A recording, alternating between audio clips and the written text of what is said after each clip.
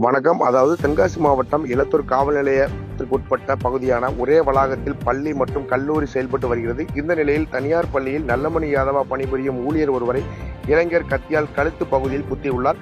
காயமடைந்த பெண் முதற்கட்ட சிகிச்சைக்காக தென்காசி மாவட்ட தலைமை அரசு மருத்துவமனைக்கு கொண்டு செல்லப்பட்ட நிலையில் கூடுதல் சிகிச்சை தேவைப்பட்டதால் திருநெல்வேலி மாவட்ட தலைமை மருத்துவமனைக்கு கொண்டு செல்லப்பட்டுள்ளார்.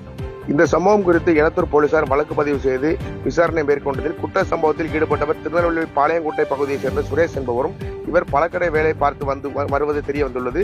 இவருக்கு இப்பகுதியில் பணிபுரிந்த பெண் ஊழியர்களுக்கும் இடையே பழக்கம் ஏற்பட்டு வந்த நிலையில் அப்பெண் ஏற்கனவே கணவர் பிரிந்து வாழ்ந்து வந்த நிலையில் சதீஷ் திருமணம் செய்ய கேட்டதாக கூறப்படுகிறது. அப்போது அந்த பெண் மறுத்த நிலையில் கோபத்தில் பழம் வெட்டுவதற்காக தனது வாகனத்தில் வைத்திருந்த கூர்மையான கத்தியை கொண்டு அப்பெண்ணின் கழுத்து பகுதியில் குத்தியுள்ளார். காயமடைந்த பெண் திருநெல்வேலி மாவட்ட தலைமை மருத்துவமனை சிகிச்சை பெற்று வரும் நிலையில் இளைஞரை போலீசார் கைது செய்து சிறையில் அடைத்துள்ளனர் என்பது குறிப்பிடத்தக்கது.